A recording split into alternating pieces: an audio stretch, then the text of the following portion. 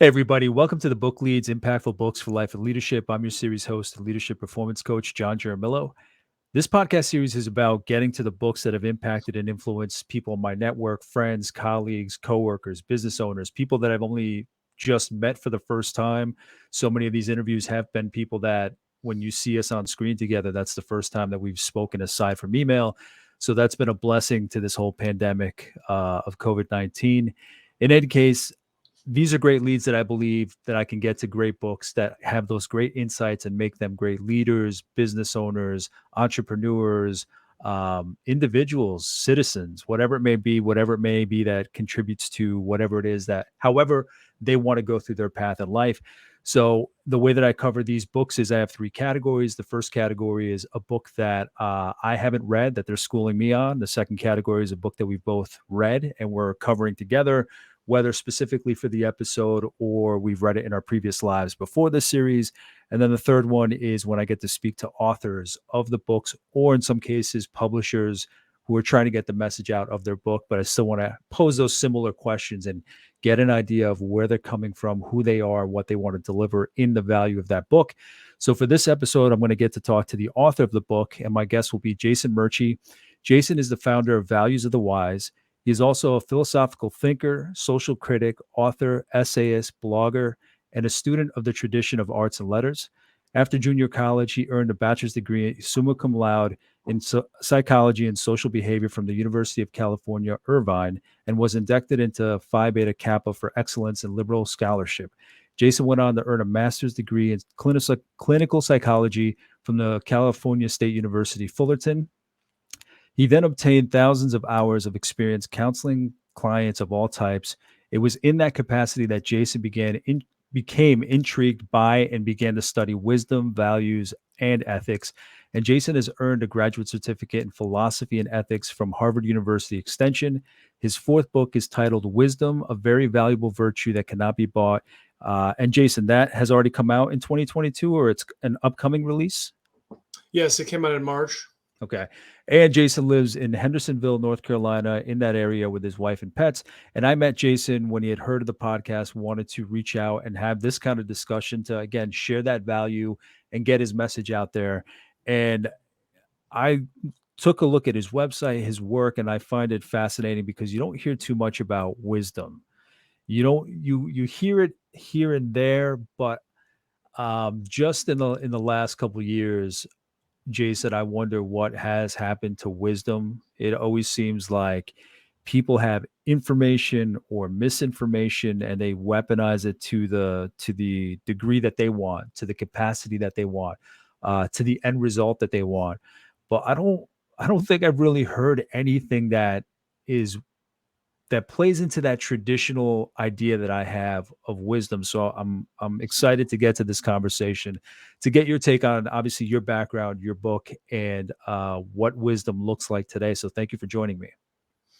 Happy to be here. I appreciate what you're doing, John. I did a podcast back in 05 and 06, and it's so fun to get a guest that you're excited to talk to. And I always felt the guests were, happy to have that discussion with me too. So, podcasts are a wonderful medium, and I think exploring books is a wonderful thing. I think we need to, rage against the dying of the light, as it were, in regard to books not being as popular as they once were. I mean, if you think about it, people used to be educated by reading great books, and that was about it. Maybe Latin, but they didn't, before education per se really took off. At least in the United States, it was about books. If you ask Benjamin Franklin how he did, came about all of these ideas, he would say, well, I was reading Montaigne. My friend was Samuel Johnson. I knew Thomas Jefferson. I liked Montesquieu. You know what I mean? Of course, I read Plato, Aristotle. So it's a cool thing to investigate books. I think that they're just, gosh. Yeah. I mean, you mentioned just what this podcast can provide to people, and I was writing a blog post just to speak to this being a year now of this podcast, the series, and how I set out at the beginning with a certain foundation of what I wanted to get to, but it succeeded my expectations just because I've met people that I haven't known before, or the people that I've known, I've learned more of. And yeah, what you say about books and what they used to be, like that used to be, what did you binge watch on Netflix? That's what this used to be. Like, what Right. have you read? What series have you read? What author have you read? So, yeah, hopefully, I mean, I didn't really set out to kind of get to that space where it brings it back to books, but obviously, just the value that we can all share on what we want to cover, whatever book is in the spotlight at any given time on this. I'd love to contribute to just putting that spotlight, like you said, back on books, and making them more than just shit I got to read, like where it can be fun Yeah. again and provide so much to you. So Jason, when it comes to you, the first question I always ask is, who are you today? So what kind of, I read your bio, there's so much to it that I want to get to, but what is the work that you do today? What does that look like? I'm a generalist. I do all kinds of things from picking up dog poop in a poop bag to cooking for my wife. Yeah. Um, Going to the store. I study books. I mean, here on my desk, I've got this book called Gateway to the Great Books. It's written by Hutchins, Robert M. Hutchins, and his pal Mortimer J. Adler. You probably recognize those names as being the authors behind the Great Books series that Encyclopedia Britannica put out in the 50s. So I'll take their cue and go back and read something by Rudyard Kipling, or obviously Moby Dick, etc. Just kind of self-education, I guess. Yeah. Lifelong learning. Nobody gives you credit for reading a book that long dead people suggested you read, but Moby Dick has stuck around all this time for a reason. What else So do I do? I'm a real estate investor by trade, and so that more or less pays the bills in a good year, we'll say.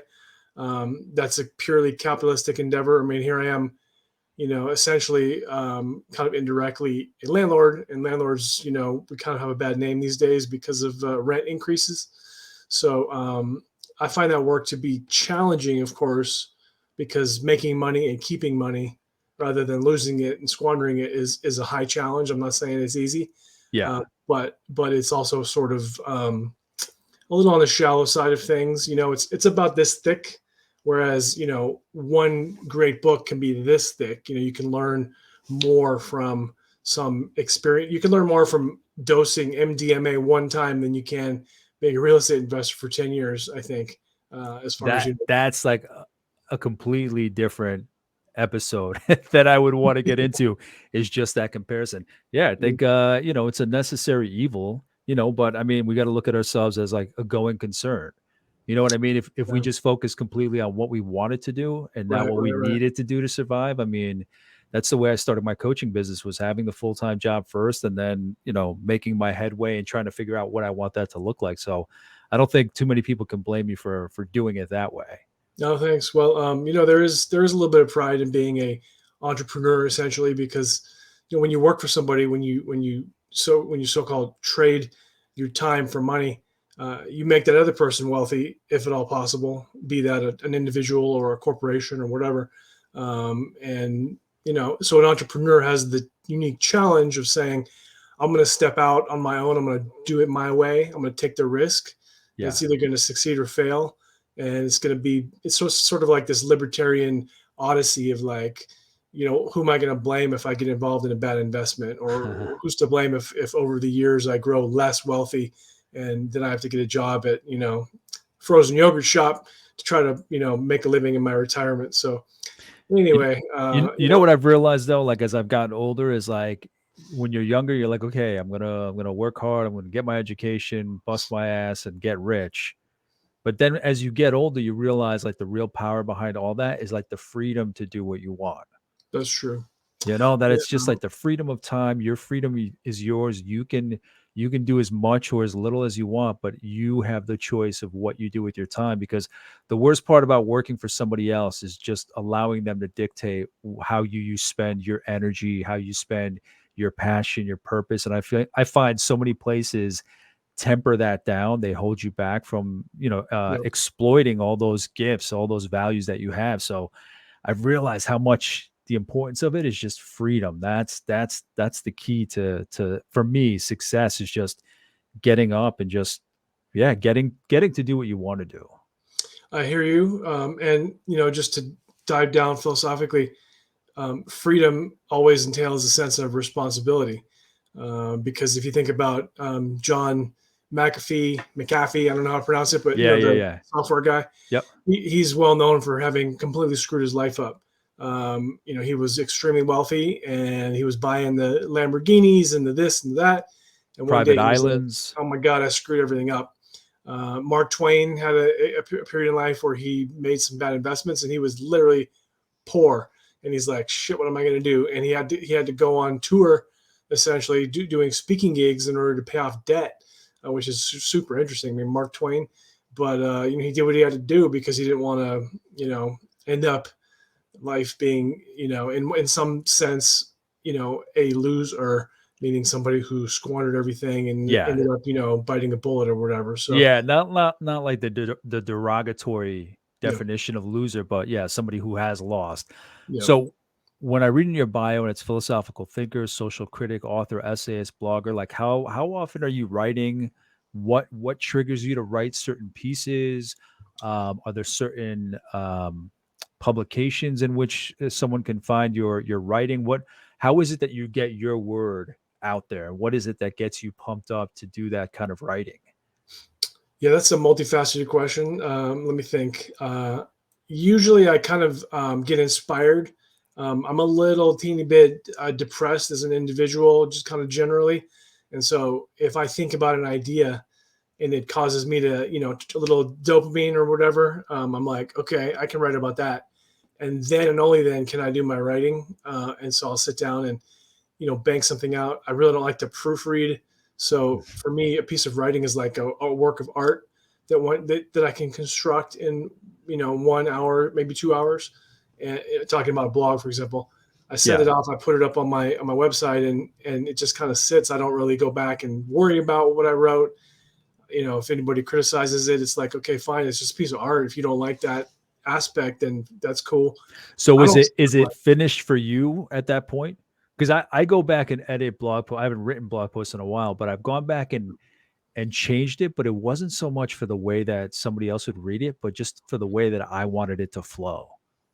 I was basically yoked to perfecting my writing when I turned out my first version of the book Wisdom.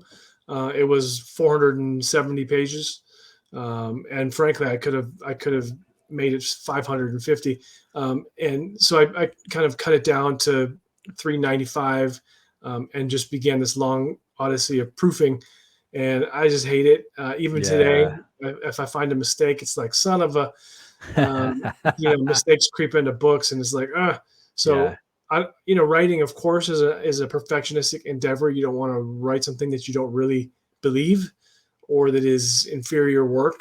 But by the same token, I'm relatively perfectionistic. And so with writing, at least with blogs, I try to just try to send it out into the world and be like, most people are not going to read this. Some might. Most people are not going to tell me anything about it. They'll think what they think. It is what it is. It's my little snapshot of like trying to think about philosophy or psychology in relation to one particular little topic. I'm terrible at self-promotion, so I haven't gotten my writings onto other sites. But my blog my website's been up since 2004. And, I've written 500, 600 blogs, and they just kind of sit there doing what they do, kind of being exposed to Google, but for the most part, just sitting on the 10th page of Google. Man, we should, there's always ideas. It's almost like you should take, because I've been thinking about it for my blogs. It's just kind of taking all of those and just turning it into a podcast where you're kind of just speaking to the idea. Because even if we leave it where it's written to the point where we want it, there's just something about adding your voice. I've learned it from this podcast, where authors will share what they want on LinkedIn or social media, but there's just something about seeing your face, or if you don't want to do video, hearing your voice, hearing your tone, your inflection, your urgency.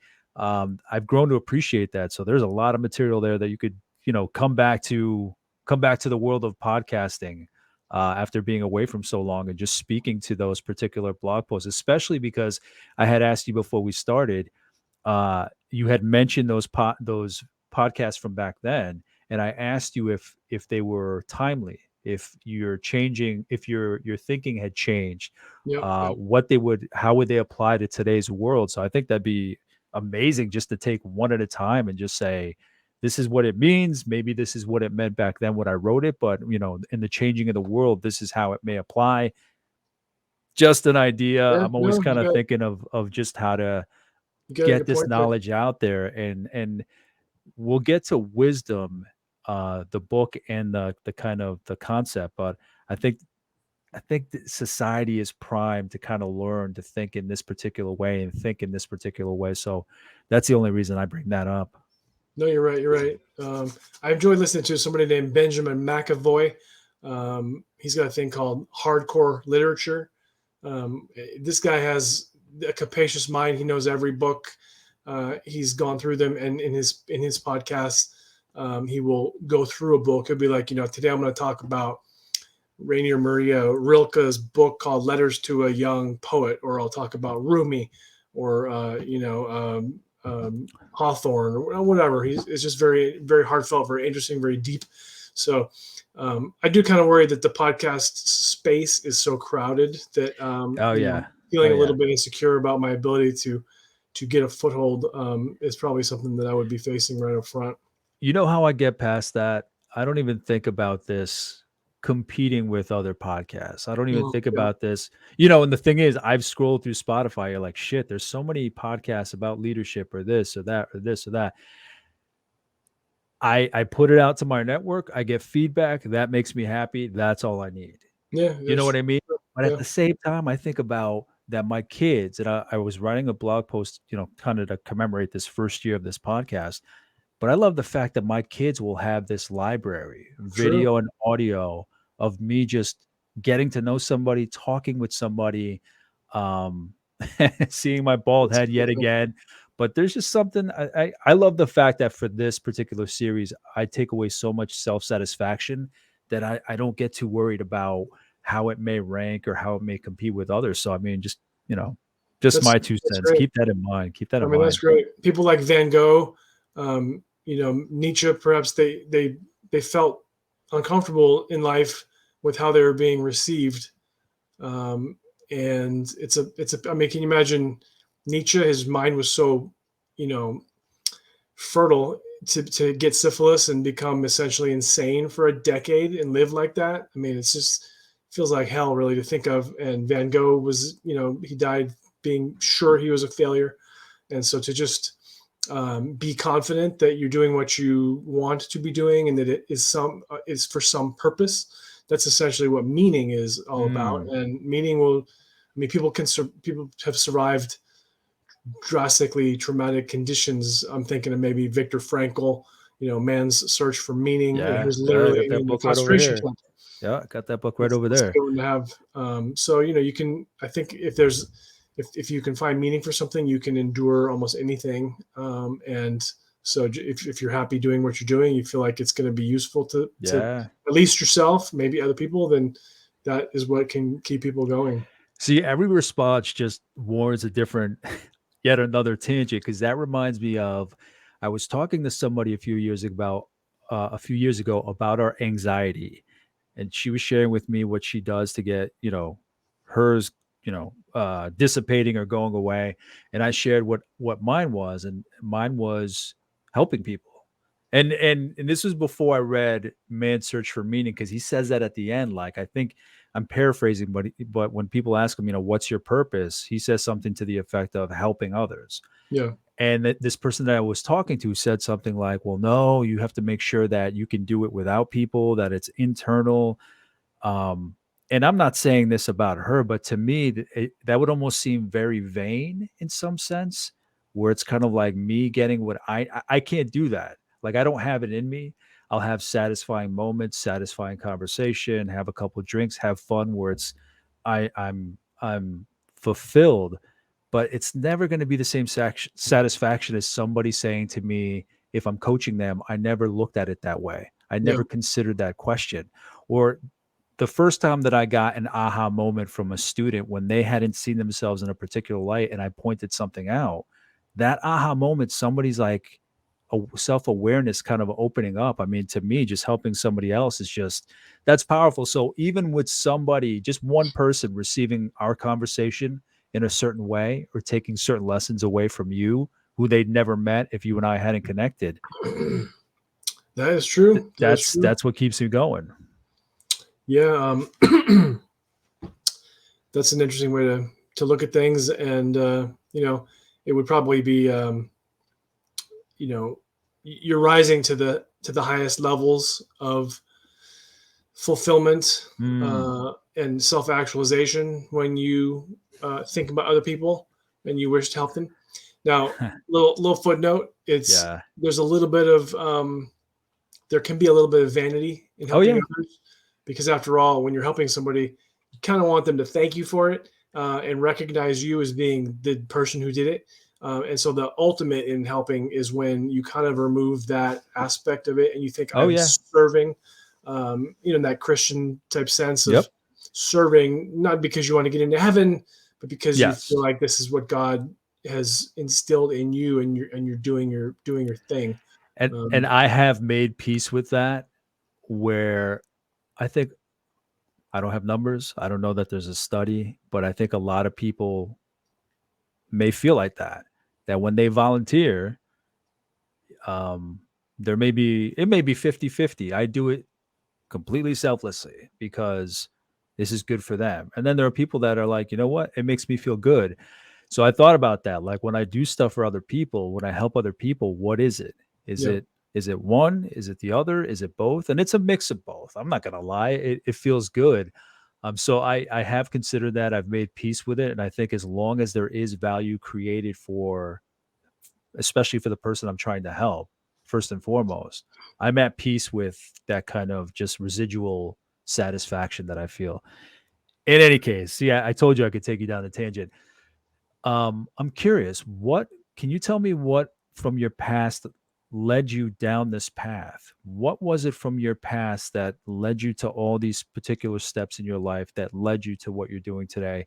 We don't have to go day by day, but where did that path start? Whether it's, arts, letters, philosophical thinking, what was it from your past that triggered that? And what did that road look like to now? uh, it's it's possible to glean a little bit of meaning from looking back on the past. Um, in some to some degree, though, I think it's almost hard to pinpoint. Like there were inflection points where I could have done this or that, Hmm. and you can literally look back on your life and trace it as though it's a line, you know. And when there are forks in the road, you always have to choose one.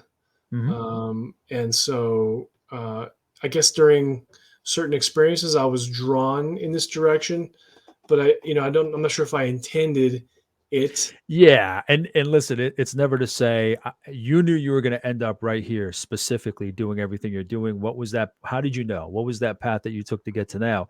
I just mean, I'm curious how you end up here. So separately, I want to hear about just how you made your decisions to move, into this education, specializing in that clinical psychology. Not to say that you knew you were going to end up specifically with everything you're surrounded with today, but putting that aside, where you ended up today, I'm Yeah, curious what yeah. that looked like in the past. Like, what is it that got you in the program that you studied as a bachelor in college, a bachelor's degree? What was it that put you on the path? What got you curious about that particular program, for instance? Might it That's have been family, serendipity, luck, happenstance? What was it that kind of started that path? that's a good place to dig down. I was interested in psychology and what it can do for a person. I mean, of course, psychology in that experimental sense in the lab is that basic research is interesting enough, but applied psychology and the aspects of philosophy that are open to non-professional philosophers, that's very interesting stuff. I did have a childhood that was challenging in certain ways, a little bit traumatic, kind of sort of damaging to aspects of myself or my actual brain. And so, I think that psychology interested me in part because I wanted to, I was drawn to it the way that a person, like a moth, would be drawn to a flame, to try to understand things. Mhm. And so when I had the opportunity to go to junior college, it took me 3 years. I was living at home.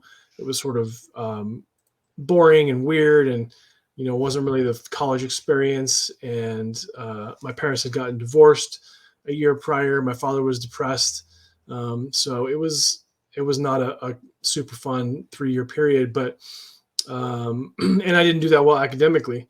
But because this was in Orange County, California, if you go to one of the junior colleges in Orange County, the University of California in Orange County called UC Irvine has a thing they try to do where they say, okay, we're being inundated by applications from across the country where everybody has a 4.2, a 4.3, because there are these red hots that studied like crazy in high school and, whatever, get specialized credit for college and all this stuff. They say, if you want to come to this university and you take, a certain curriculum that would be considered minimally, required, we'll let you in with a 3.0, which is amazing. And I surpassed it by a few, but not much. I was like 3.3. And so I got in, and then my vista really opened up, because at that point I studied, my major was technically called psychology and social behavior. And it wasn't in the School of Cognitive Sciences, which was also on campus, but in the School of Social Ecology, as in like, a human being is in an Mhm. ecology, right? It goes like this, it goes like this. It's like, what is that? So we studied things like criminology, prisons, what's illegal in society, what's not, deviance. We studied urban planning, like, how do humans physically relate to each other, psychology, obviously. I took sociology classes, did research in psychiatry, et cetera, et cetera, et cetera. So it was just a wonderful opportunity. I joined a fraternity, made new friends. I felt really proud of what I was able to accomplish when I put on the cap and gown and had the gold colored ribbon Mhm. signifying my surprising performance at upper in my upper class years. It was a real milestone. I wanted to get a PhD in psychology, but I failed to do that. I ended up getting a master's degree that I thought would be a stepping stone, but I ended up kind of going off in another direction, the marriage and family therapist, intern direction. I got thousands of hours. Then I decided not to do that. Instead, I pursued this thing, values of the wise, along the lines of the publishing of books and the podcasting and trying to be a thought leader or influencer, back in the day. I should probably just stop, because otherwise I'm going to just keep going from detail to detail to No, detail. no, no, not at all. I love the kind of progression that you're laying out for us. I guess my question is, um, in taking the bio that I have in front of me and then what you've explained, so how do you make the jump from counseling clients to then going into studying wisdom, values, ethics? I mean, I can imagine, because of clientele and just the variety of people that you see, but what was it that kind of gets you intrigued to study wisdom, values, and ethics? Especially wisdom. Yeah. You hear about the other two, values and ethics, every so often, but wisdom you don't really hear about too often. You don't It's just definitely don't see it that often. So what was it that got you curious about that path? it's a strange thing. Wisdom to me, it just kind of glows. It feels amazing, challenging, deep, wide, impactful, ancient, useful. I could. It's like my little friend. I could talk about it for hours. And I think it comes through when you're doing things like coaching or psychotherapy as a therapist or a client. You're trying to access wisdom, right? Because you know it's not enough to say. here's one of Stephen Covey's principles, or here's something Abraham Maslow was thinking. It's like that's just knowledge or information. You have Mhm. to take it down one level, and when you reach that level of wisdom, you get a aha moment, right? People are like, okay, that's cool. I like that. I'm gonna remember that. I should write that down.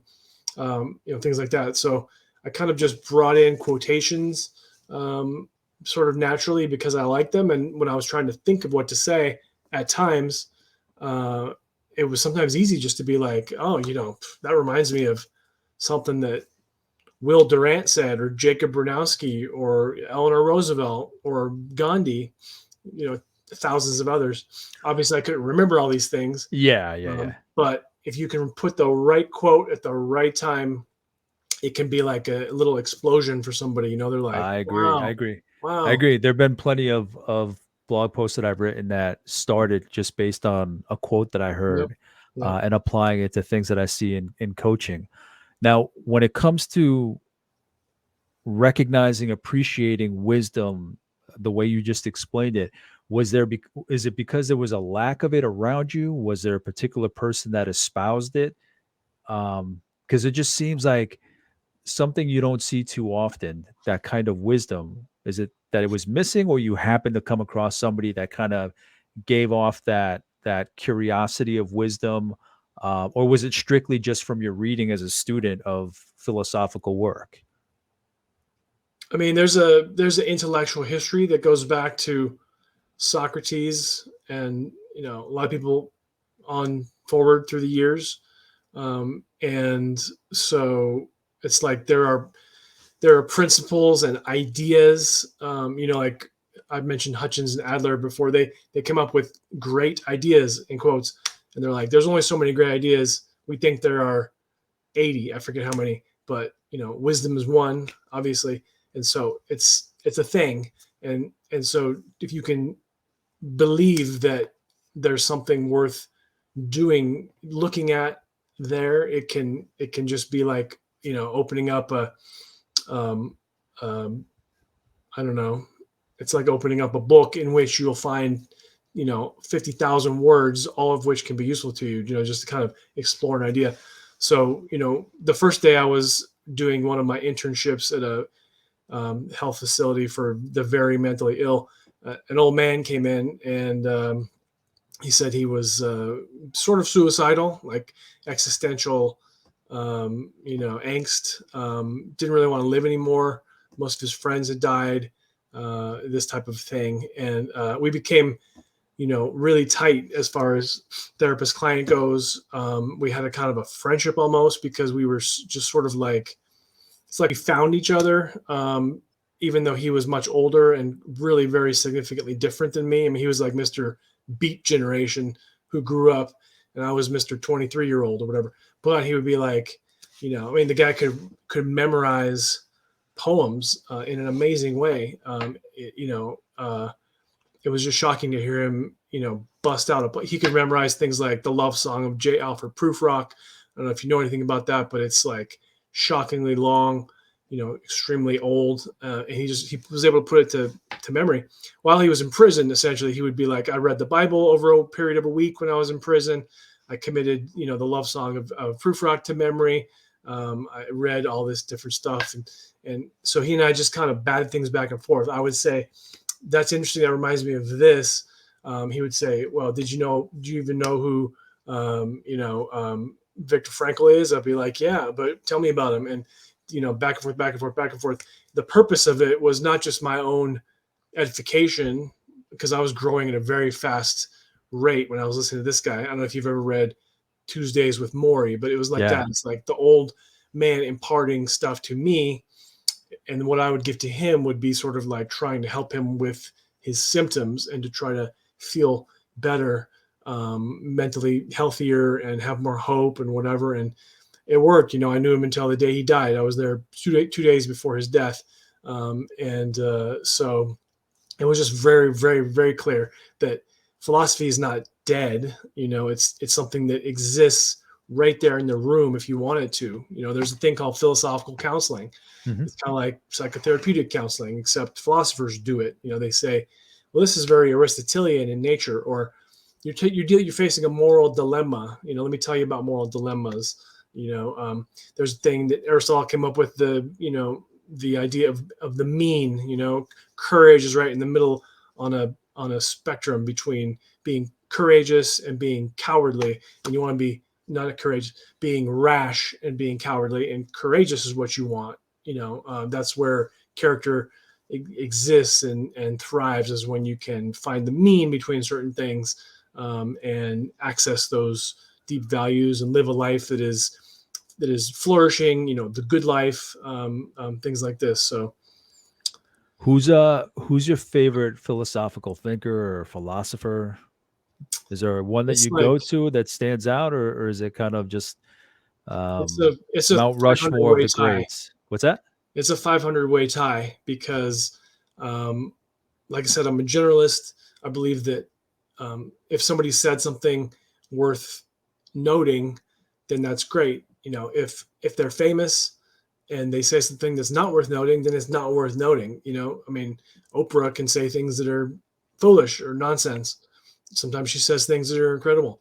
We Yeah. we record the things that are great and forget the things that are not. You know what I mean? And so, everybody, not everybody, there are many people throughout history who have been published, who got their quotations to, it's like little messages in a bottle. They threw it in the ocean, and today you find it, Yeah. and it's just as rich as it ever was. So I can think of so many people. And on my website, valuesofthewise.com, if a person were to go to resources up at the top, they would see this thing called searchable quotations database. Oh, And cool. in there, I've got 36,000 quotations that are broken out by, the name of the individual, the keywords in the quote, whether the individual was, essentially European American, or more like African American or Hispanic American, Asian American, little things like this, gender.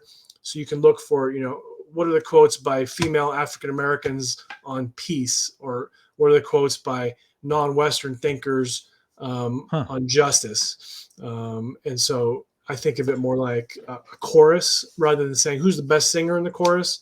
It's like it's just a chorus, and you can make the chorus by being a good singer, because you don't get any credit with me for having a good reputation as a singer. You get Hmm. credit with me by having said something or written something that is worth, that has merit and excellence. Yeah, yeah. I didn't ask that question as a measure of popularity. It was more like what, like if you have a certain modern day author and their writing style or their writing approach resonates with you. It's more about if any particular one resonates with you than popularity. But I understand what you mean. Yeah. Well, I What could give you the name Jacob Branowski. He's kind of a little known, chemist who has studied, Western civilization. And so I happen to have that book, here as well, which is kind of a coincidence. Um, Wow. the wisdom, the Western intellectual tradition. He just goes through, here's what Aristotle said. Here's what, Descartes said. Here's what, Denis Diderot said, and the philosophers from France in the 18th century. So I think he's a very smart man. I got this old timey video, collection. I was actually remastered on the DVDs, but he recorded them in like 1965. So he's dressed silly. He's talking about the computer. They've got like a black screen Huh. with a little green cursor. He's like, "Here's a computer. Here I am at the laboratory." Da da da. He just goes through Western intellectual history, which it's not the only intellectual history, but it's an important one. Yeah. And so I think we ignore all of those things that came before us at our peril, and yet most people, they find it so boring, intolerable to listen to. I listen to these things called the Great, Courses, which is a DVD or audio lecture series. They put together 50 or 25 or 75 lectures on a topic by a professor who's really good at so Homer's Odyssey, 30 lectures on Homer's Odyssey. It seems extremely boring to some people, but I think if you're of the mindset that there is this thing called wisdom, then maybe Homer was onto things that we shouldn't forget about.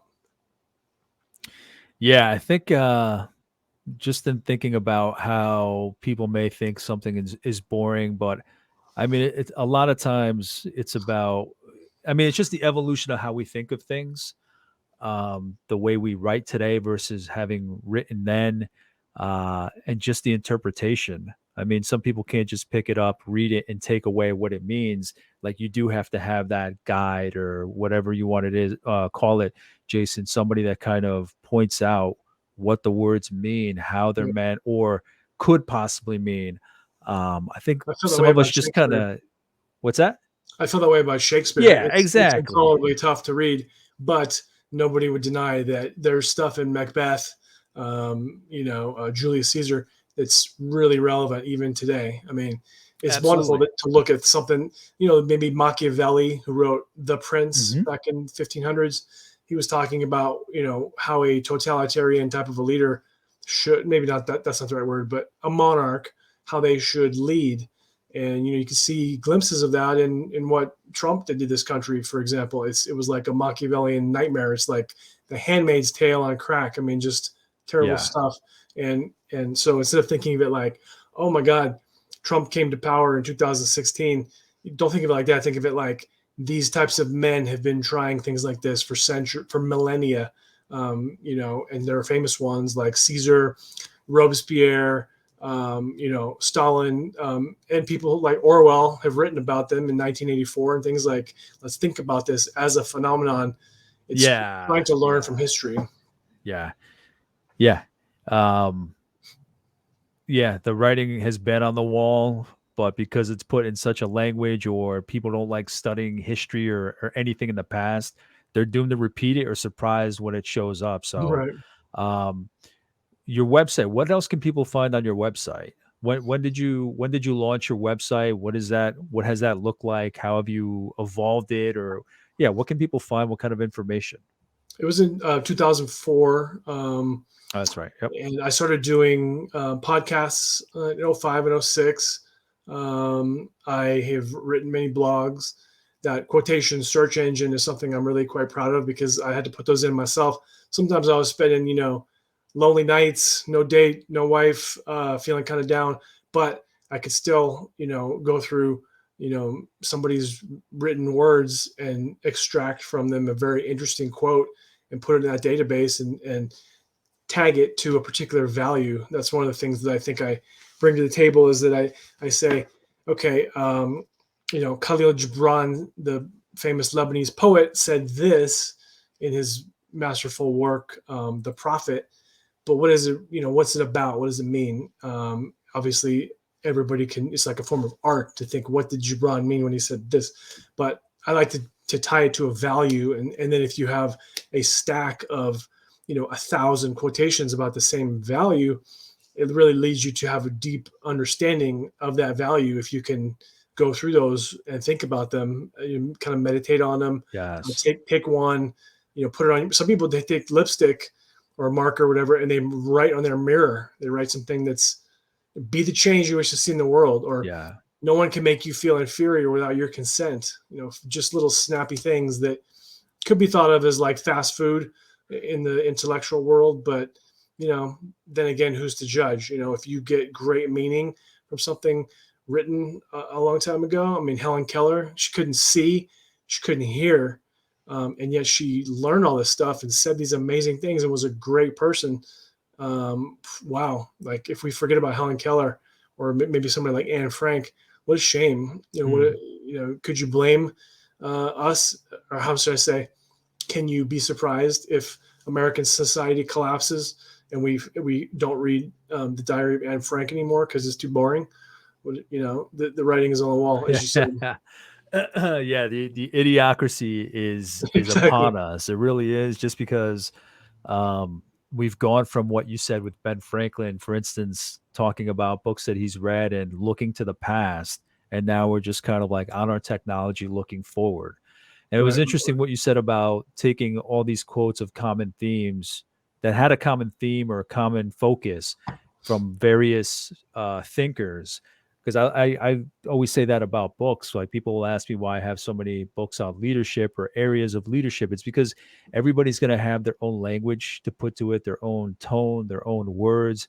So Yeah. so you may get the same message and it doesn't resonate, and then you get to that 50th time hearing that message, but in somebody's particular words, and all of a sudden it makes sense. So I like the value of kind of having all those comparable messages, but from different people, to kind of get an idea of how it can be expressed in so many different ways.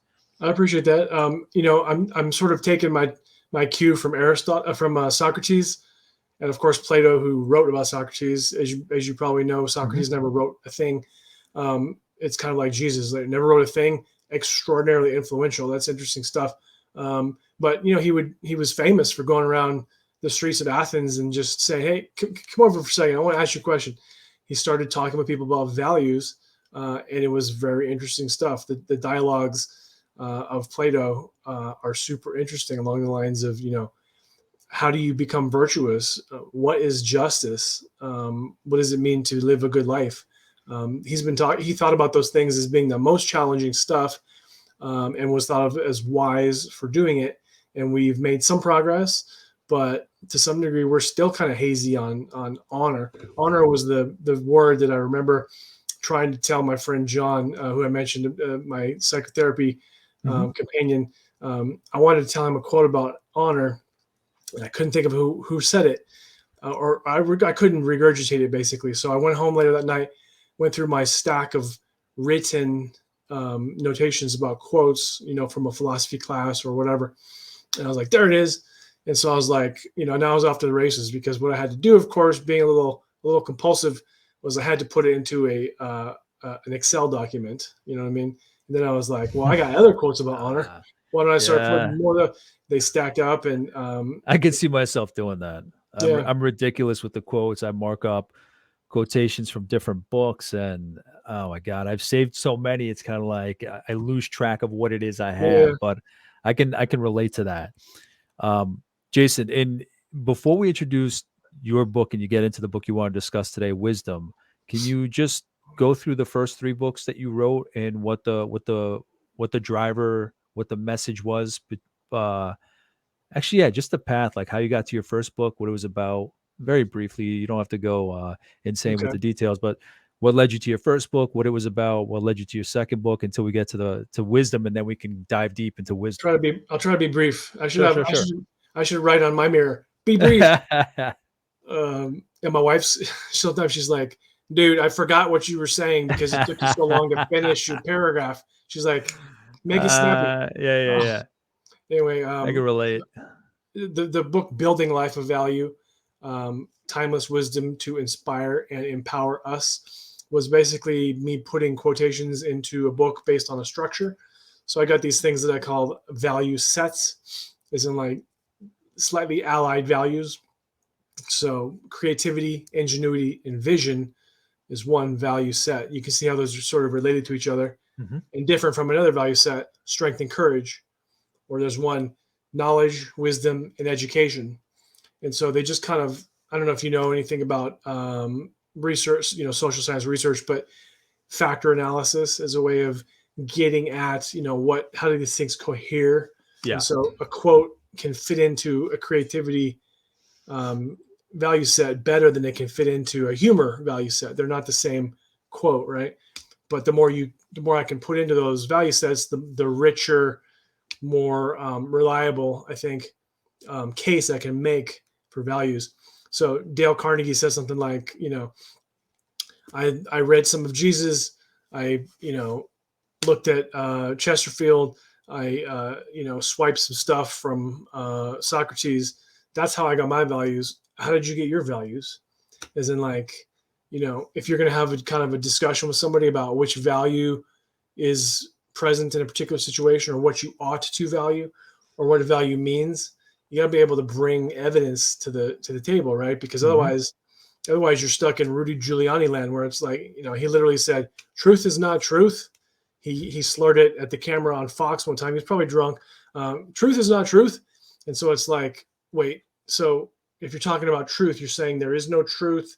My truth is as good as your truth. Let's just do what comes to mind, what feels right, what serves our interests. That's horrifying. So you have to be able to validate. If I think that what I'm doing is moral, then that's about morality. Morality is a thing, and we have to study morality in order to know what morality is. Otherwise, we don't really know. One of the best ways to study it maybe besides, let's say, taking a class or reading a book, would be to just look at quotations that somebody has said are about morality, and then you'll be better able to understand, okay, so how do you apply it in this situation? Does the Christian right have kind of a monopoly on morality, or is it really just kind of smoke and mirrors? What did Aristotle say about it that's still worth thinking about? On and on and on. So I put those into Building Life of Value, mostly quotes, some little essays by me on what I think about the quotes. The second book was called Living Life of Value, where I was able to reach out to some of the folks that I'd had on a podcast or that I knew or who would take my call and say, can I use one of your essays? I found an essay of yours. Can I have permission to use it? And so I got about 80 or 90 yeses, some of whom were from a friend or, family member or whatever. It's like, if you can write about values, write an essay about values, I'm interested in it. Obviously it's got to be good, but you could talk about accountability. If you could talk about progressivism, if you could talk about, beauty, truth, I want to hear, I want to put it into a book. And so I got, it's like a 600 pager. It's like, here's what a bunch of people thought about a bunch of values. And at the beginning of the essay, I say, this value is on accountability. So, I had a friend who was working in corporate America. I said, what do you think? What can you write about? He's like, I can write about accountability, because now it seems like it's so hard to find somebody, that I work with under me or whatever, let's say, who is accountable for stuff, who is not willing to, phone it in, kind of cut corners. And so accountability is a thing, and it's very valuable. If you can be accountable to yourself and to other people, you can really go far in life. So it's a value. It's like a virtue. It's worth remembering. The third book was called Values and Ethics from Living Room to Boardroom. It was basically based on the podcast. I took 15 podcasts that I thought were most interesting and were kind of diverse, and I transcribed them essentially word for word, and put it into book form, so that if you wanted to see, what I talked about with Tom Morris, the philosopher who wrote Philosophy for Dummies, or What If Aristotle Ran General Motors, books like this, I would ask him questions, and in order to not let those things be kind of lost to time, I put it into a new mode or modality, so that now it's written. So those are the three books. Gotcha. Yeah, and I've been out of school a long time. I don't know what they have for philosophy classes. I know they would probably have philosophy classes that cover philosophy. They just go through the thinkers, right? But I'd love to see something that applies, much like the way you said. You take real world examples of those stories, applying lessons from the ancient philosophers, just because I think all that knowledge is there, but you kind of have to apply it for somebody. You have to break it down for somebody so that they see its applicability to their everyday lives.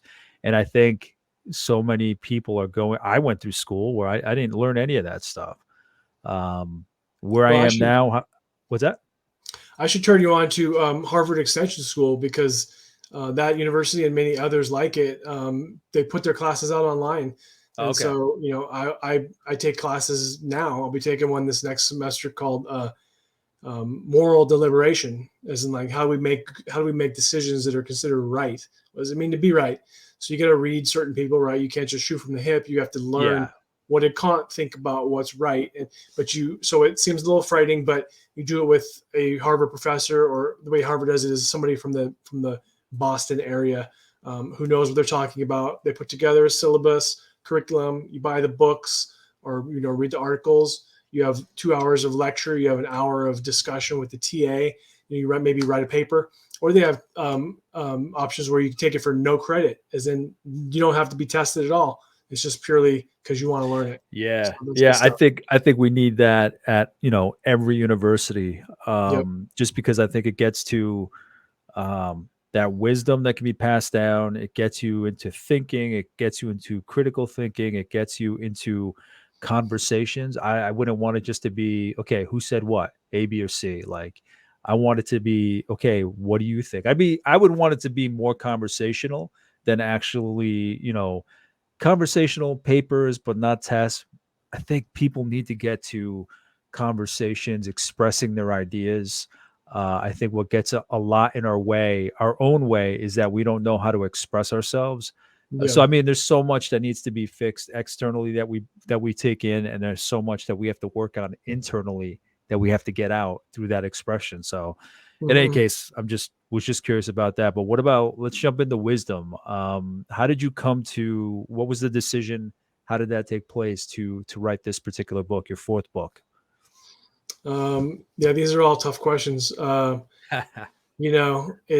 It was a culmination of many things, and I think many things had to happen in order for me to stick with it long enough to accomplish it. Um, but some of the main factors would be I was quite influenced by a book called Philosophy from no, excuse me, Wisdom from Philosophy to Neuroscience. It was written in 2010 by Stephen Hall. Really great book, very interesting, very inspiring. He's a journalist, so he got the interviews with some of the big names in philosophy, psychology, neurobiology, etc. And he was fascinated by wisdom and wanted to explore the heck out of it. And his book does exactly that. Um, I find that there's something within me that wanted to explore the topic because I find it so incredibly interesting, useful, rich, and also not very well regarded. Like there are things that ebb and flow in society where things are popular, well regarded, and wisdom is not well regarded. I don't know if it ever has been. Now I know the Christians often talk about it in church, or I know that the Buddhists get into wisdom. There's kind of a little bit of a movement now for like towards stoicism and things like this.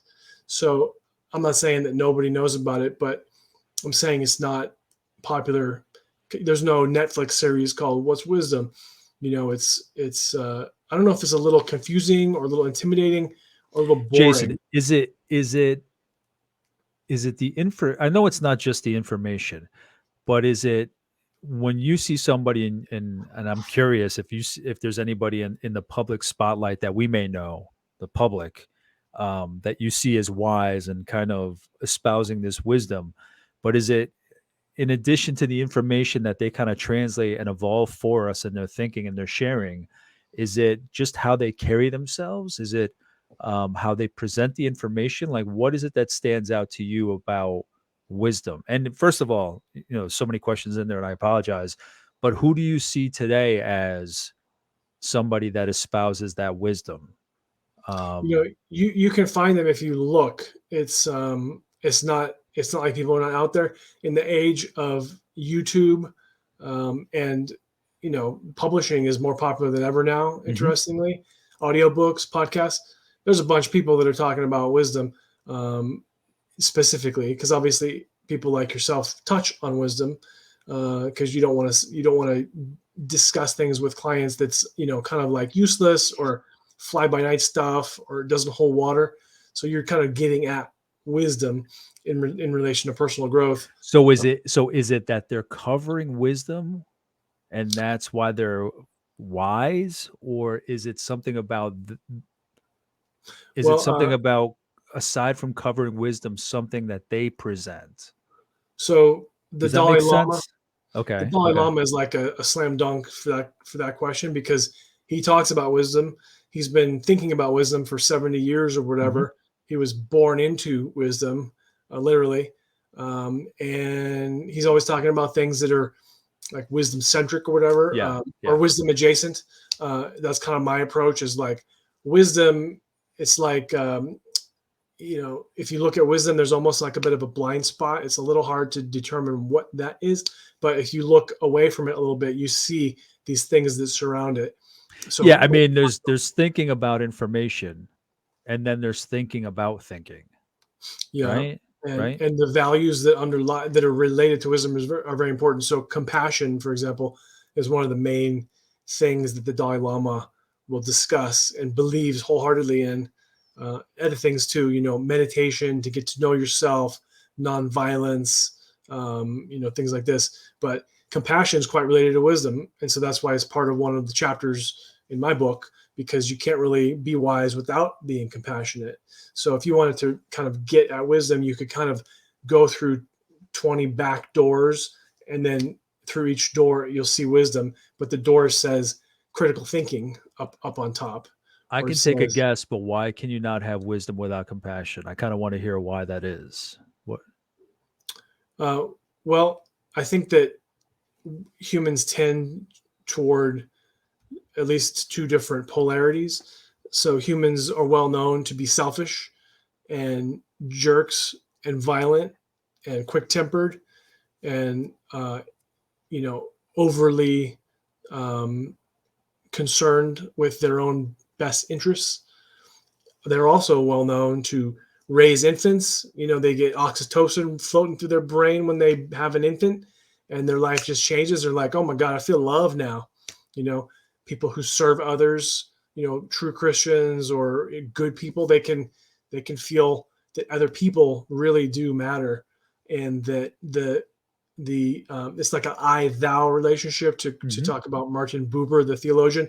It's like there's me, yeah, but there's thou, as in like a deeper level from just me, you, like me in the center of everything. There's me, you, like you are extremely important to me. And so I think the more a person branches out their concentric circles of who and what they care about, maybe all the way to including things like animals or the earth, that's wisdom right there. Because if you play that out, if you don't care about the earth, then we will destroy our ability to live on the earth. If you do that, it's game over.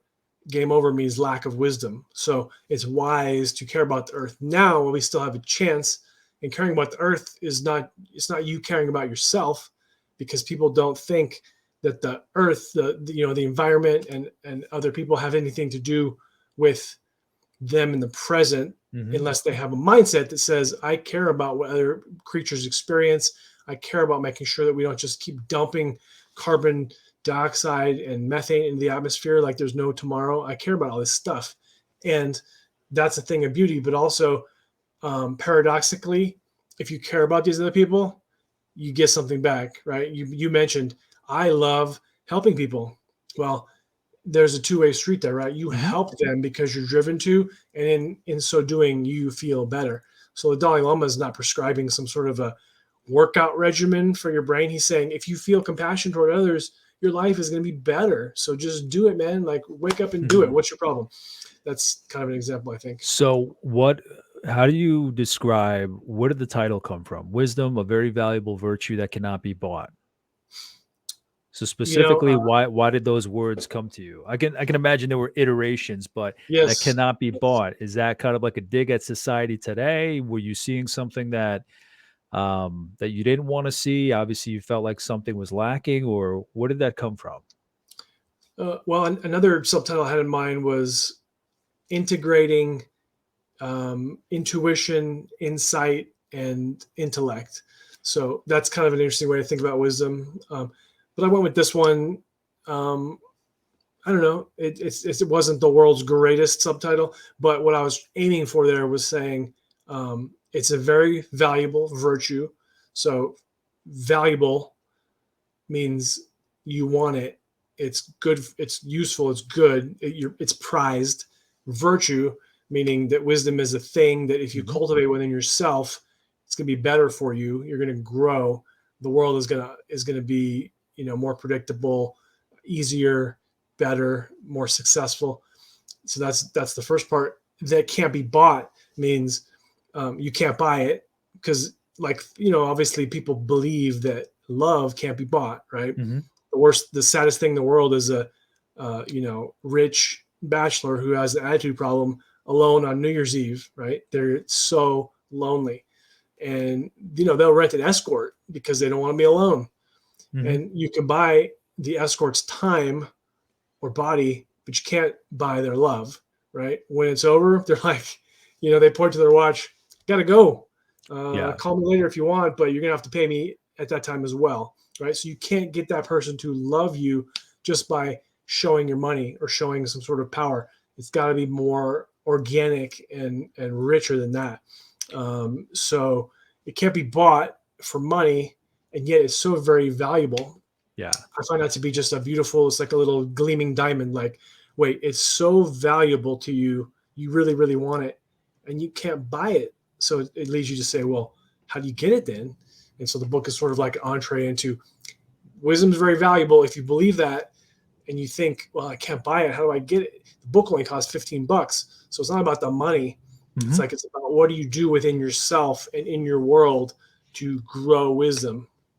When did you start writing the book? When? Yeah. I took some very, very deep notes on that Stephen Hall book in like 2009, 19. And then it kind of sat.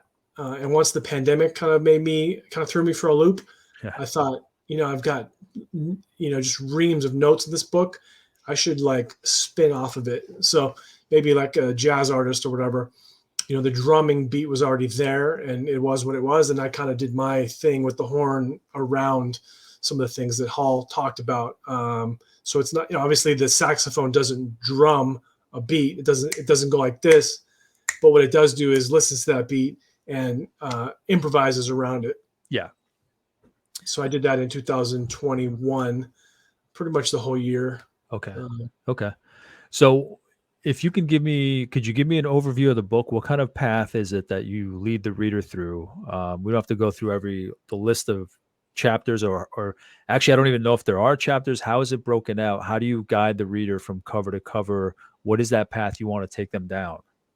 I start with the introduction and I try to build a respect for wisdom, but also to kind of educate, try to do some formative stuff.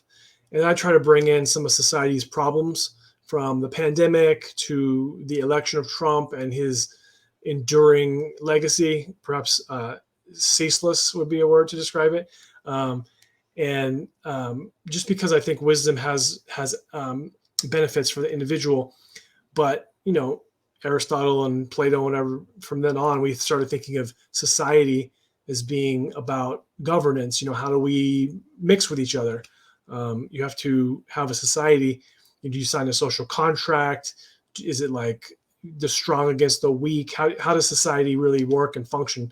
And so I think that wisdom plays a huge role in that, because obviously with somebody like Aristotle or Plato, or maybe Rousseau or Montesquieu, when they talk about, here's what I think about society, they're not saying, here's my prescription for a utter lack of wisdom in your polis, in your society. That would be foolish. They're talking about wisdom, right? How do you optimally govern? And Aristotle, for example, thought the purpose of the law is to create virtue within the citizens. Mm-hmm. So if you're not creating virtue within the citizens, then maybe it's not a good law. And so, how do you get at that? What do? Do you have a democracy? So in America, we have a huge number of problems, and things have been just degrading for so very long. You can look back in history and think, oh shit, first there was slavery. That's a big mistake, a huge wrong to employ enslaved individuals to help us build stuff and grow richer. Then you got like the stock market collapse from 29 because everybody, all the, Great Gatsby stuff going on. And World War II, Nazism. We still have Nazism today. It's like there's all these things that are just percolating and bubbling and fighting with each other. And wisdom is really the thing that can most help us. I think that's kind of inarguable. It's not that it's easily seen, but if you come to believe that, then you're like, obviously wisdom is what we need writ large in society to avoid these major problems that are tangling us up. So and I don't really see it that often. People may come on the news or be on the public platform or public arena, whatever it may be, and they're throwing out, reinforcing, doubling down on information that they believe, but you don't really see any wisdom, because I believe like wisdom would be able to not reconcile the two sides, if there are two sides in whatever conversation we're talking about, but they'd be able to say, okay, you have your side, I have mine. We need to think about how we're going to move forward, because I'm not going to outdo you. You're not going to outdo me. Nuclear war, yeah, you could, but I just don't see that. Everybody that comes on a news show, it's probably out there. I probably just haven't heard it enough.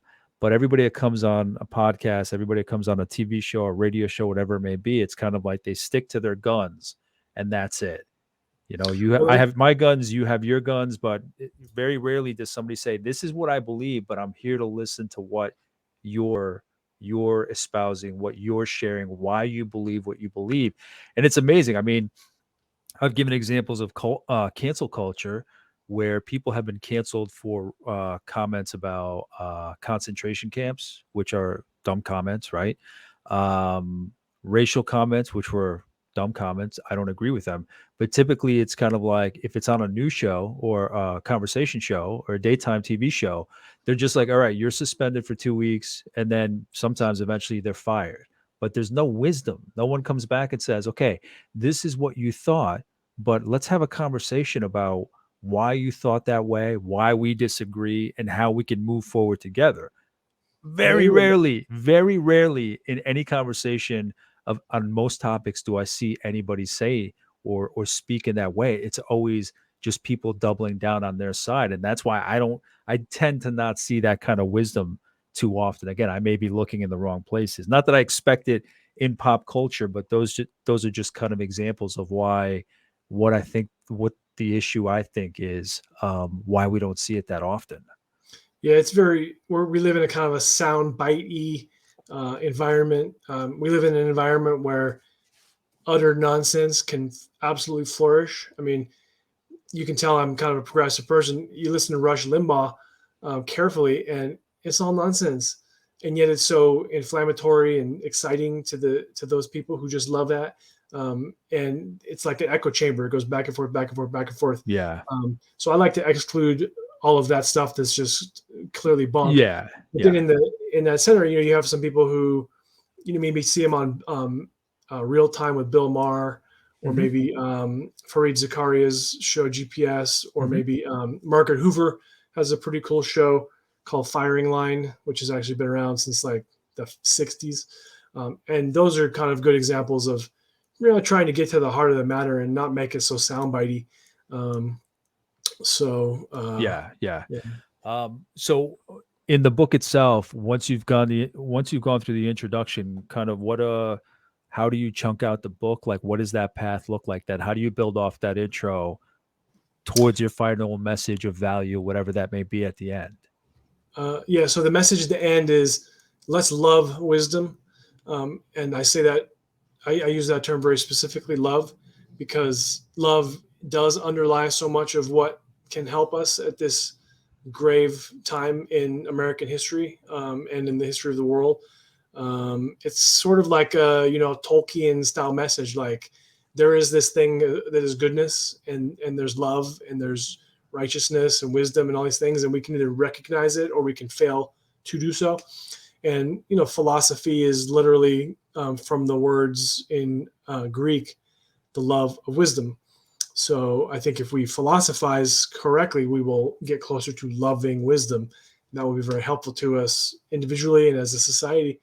That's how it ends. In the midst or the middle, what I do is I try to bring together aspects of wisdom that mostly I try to approach the topic obliquely. So I have a chapter called, empathy and compassion and altruism. So I'm saying, let me tell you about these things.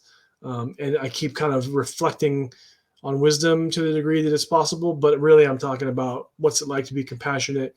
What does philosophy tell us about, being empathic, or psychology mostly? Altruism. Why are these things better than their opposites? How does it relate to wisdom? So then I just kind of keep doing that from chapter to chapter. I got patience and delaying gratification. I've got critical Wow. thinking and skepticism. I've got intuition, things like this. So intuition is interesting, right? Because it's like that's something that we think just kind of comes from within, but it's really much deeper and more interesting than that. You can't just say whatever comes out of me at first. The first thing that pops out of me is my wisdom. It's not. That's not quite right. And yet, yeah, Uh, you have examples, nurses who've been at their nursing for so long that they can kind of just sense when a patient is in distress, even before doctors can. I think this is a well-known finding. A really good nurse with a lot of experience, they've got intuition that can't be bought, right? You can't just give a nurse on day one a bunch of intuition, be like, here's your intuition download. Now you got it. Now you're intuitive. Over time, they develop it and they have this sort of like a sense for what's going on with the patient and how to get them toward wellness. The good nurses. So that's an interesting topic and how it relates to wisdom. It's basically the book. I also bring in maybe 1,500 quotations, some of which I just stack up. I'm like, here's what Bertrand Russell said about wisdom. Here's what Will Durant said about wisdom. Here's what Anna Quindlen said about wisdom. I don't know, whatever. Just if you said it, and if it's about compassion in this chapter, there's a chance I would find it and include it. But also mostly I just kind of weave quotations into the text. As in I said, here's something that somebody said that's interesting. Or I quote a psychologist who did a study, or I quote a philosopher who is kind of an expert in that particular aspect of philosophy. Now, Jason, for lack of a better comparison, is this like an adult read, or is this something that a young adult could pick up and read? So that's interesting. I mentioned Mortimer Adler a couple of times already.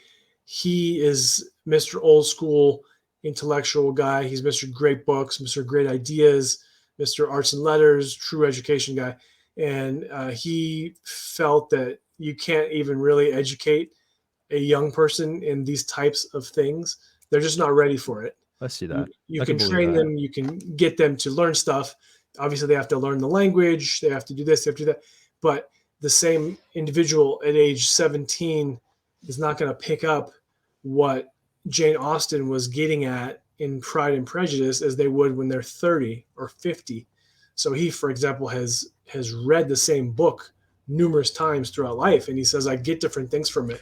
Why? Yeah. Because I'm different. I grow over Yes. time. Which I've talked about that on here, where I've read, somebody brought up reading a book. I'm like, all right, I'll have to look into that. And I happened to have it, forgot I had read it because Yeah. I'd read it so long ago. I read it in like 2000, I don't know, 2006, 2007, something like that, or at least 10 years ago. And I went through it again, saw my notes, marking up words, definitions, examples, stories. And I think I told my guests that I read it at that time because I was just out of college or right out of graduate school. So I thought like this book could help me in its niche, right? But now having at least 10 years of experience more than when I read it that first time, I read it differently. So I get what they're saying, but at the same time, I mean, is it worth erring on the side of caution of having some kind of conversation with younger people? Not, and I say adult versus young adult, not to take anything away from students, calling them dumb or anything, but obviously there's just a different approach to how you write if you're just going strictly for adults, or if you want to capture that younger audience. It's like err on the side of caution and start implanting those seeds of thinking in this capacity. That's what I'd love to see. Parents are famous for doing this, right? A parent, when they sit their adolescent down, or child really, and they say, if it's a toddler, we don't hit, right? You probably said that. We don't hit. You do not hit because you want something or because you're angry. Okay. You're trying to teach them the wisdom of how to conduct themselves successfully in the world. If you're talking about a teenager, you're like, if I catch you drinking to, excess, I'm going to be angry with you. But here's why. Yes, I did it when I was a kid. Here's why you should not drink that much. A, B, C. That's the parent being like, I've got some wisdom that you do not. Yeah. Because you're too young for it. Your brain is not sufficiently developed. The human brain doesn't really develop until the mid-20s, interestingly, right?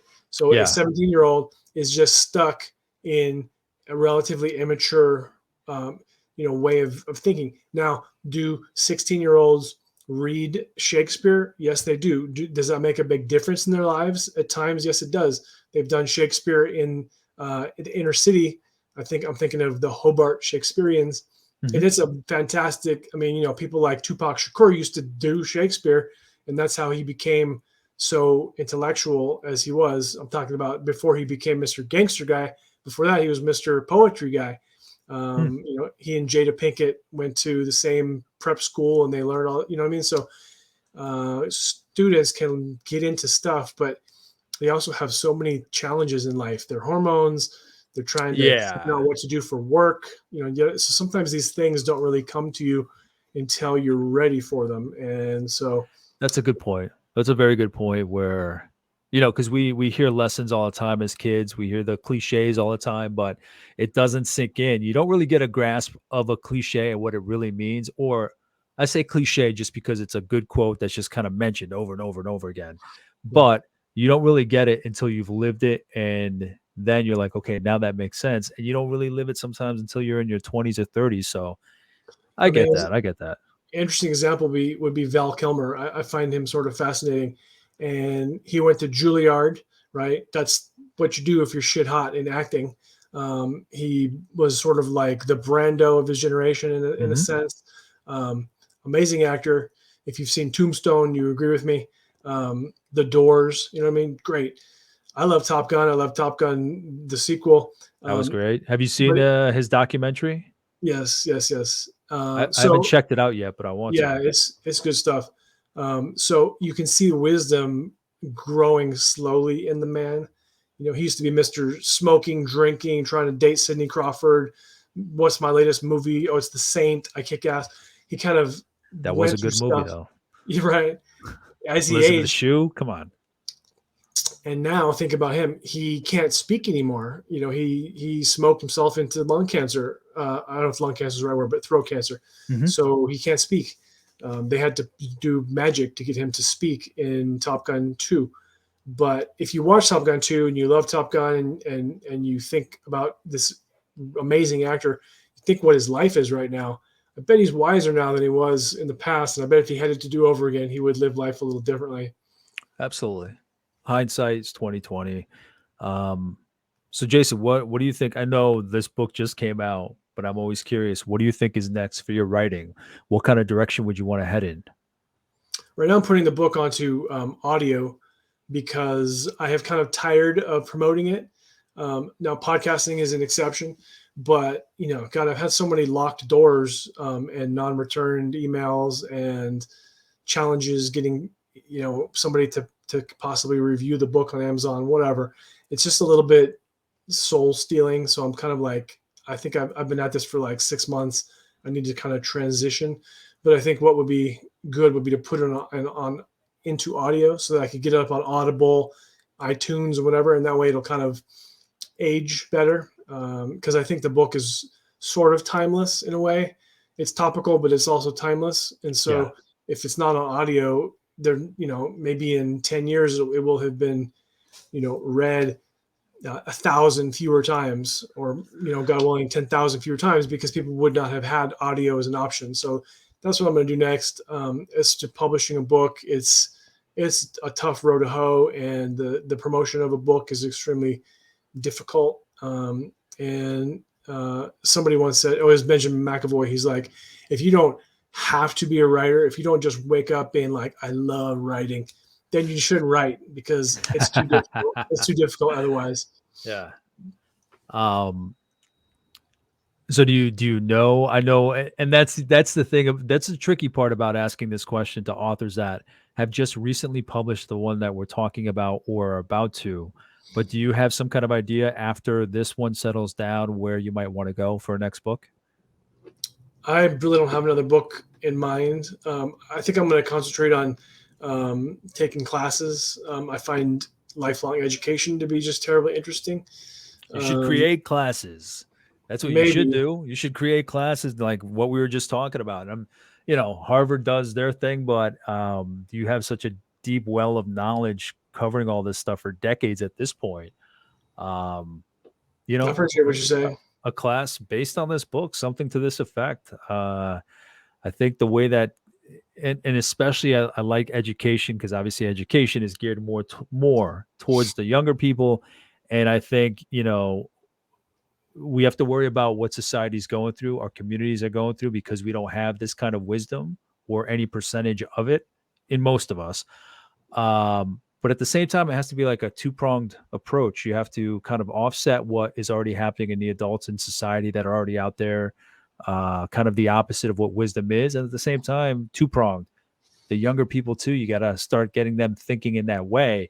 And kids are smarter nowadays. They're not going to, it's not going to fully sink in until they have their experiences, but we should err on the side of caution, and start laying out the language and the thoughts, because the wisdom that I can apply to my life as an adult, kids can apply something to their life, their experiences. I mean, not that they're the same, but leadership and wisdom are similar in terms of the language may be different from grade school to high school to college, early career to seasoned executive, but the general lessons are there. So, You're do right. what you want to do, but it's there for the taking. A class based on your book. I'll help you pitch it. Maybe one of the things I have to face with my book is maybe I'm not the best person to be representing the subject. It's that kind of introspection that I think is challenging, but I get that. fair. I So get that. maybe I'm not the. I mean, if you look at somebody like Ryan Holiday online, he blew Stoicism up. Oh yeah, yeah. Massimo Pigliucci. There are people out there who just have done amazing things with promoting philosophy, as relevant to individuals now. And I look at those people and I think I am, disastrously inferior to them in my ability to get this message out. And so I don't know, maybe I should do better at that, but by the same token, maybe I'm just not the guy. True. I mean, that's all about self-reflection. I completely get for myself, the kind of internalization of, should I be doing this? Should I be, is anybody going to listen? Whatever it may be, I completely respect that. So Jason, how would you, in a bite-sized, I guess, pitch? I know you've been busy doing PR for the book, but then how would you, in a bite-sized pitch, what would you share with people to say, this is the book that you should consider reading? What is it? How would you kind of package that for somebody, so that they could pick up the book and take away the value that you're sharing here? Yeah, I am always the one responsible for presenting the idea of wisdom in this particular book, so that people are attracted to it. Right? You can't just bury it in the desert in New Mexico and expect somebody to go find it and be like, ah. So that's my responsibility. The other person, though, does need to bring something to the table, in that I put this book in front of 1 million people, literally by using advertisements on Amazon. And that means, an eyeball probably came across it somewhere on their page when they were searching on such and such a book. Yeah. And I haven't sold 1 million copies. So some people, they just don't pick up on the word as being worth looking into. They're like, that's not what I'm here for. I'm here for personal growth. I'm here for stoicism. I'm here for love, whatever. I don't even think about wisdom. It's just right past them.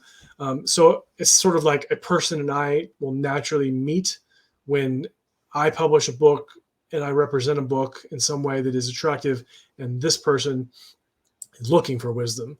Because if you're not looking for it, the book is going to be like a doorstop. It's worth nothing. If you're looking for it, you can find in this book a lot that is useful to you, and you can also find a bunch of references to other people, either alive or dead, who you can just, it's like, you could rabbit hole in 1,000 different directions just by reading this book. So if the person's ready, I'm there for them. I think that to some degree, I don't want to sell it, because wisdom is not one of these things that can be monetized successfully. Like, yeah, and I don't mean to sell books. I mean more the idea, yeah, so that it resonates and kind of hooks yeah. people in, but not so much In selling a books, not so much to be popular, but just to get that value out there. in a in a in an elevator pitch type of a thing, I would say, you may not have thought about wisdom very much before. You may have heard it mentioned from a pastor or whatever, but it's a beautiful and rich topic. I guarantee you that. There's nothing gimmicky or cheesy about wisdom at all. It's the real deal. It can be extremely helpful to you as an individual. It can be helpful in your relationships. to you as a citizen. And those circles just get wider and wider. It can be helpful Absolutely. to us as people trying to be less tribalistic, angry and lost, murderous or suicidal or opioid addicted. It could be helpful to us as a country when we try to lead the world to try to preserve the environment that we have rather than see everything burned in a fire or destroyed in a hurricane.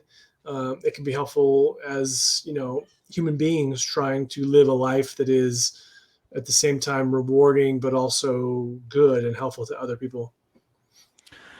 Absolutely. I think we need it now more than ever. I think the lack of it, I think it would provide some form.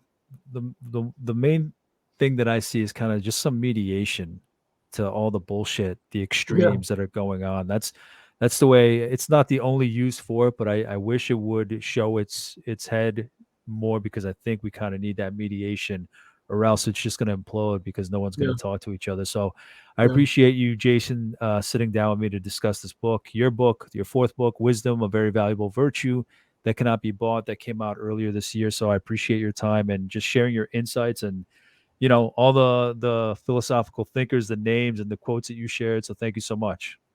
It's been my pleasure. I do love talking about this subject, and I'm glad that it fit into your show well because I've also pitched this podcast to some other podcasters, and they just didn't bite, and so they think, yeah, wisdom, not really my thing, not into it. So it speaks to where you're at, that you were like, absolutely, wisdom sounds interesting. Let me talk to this guy.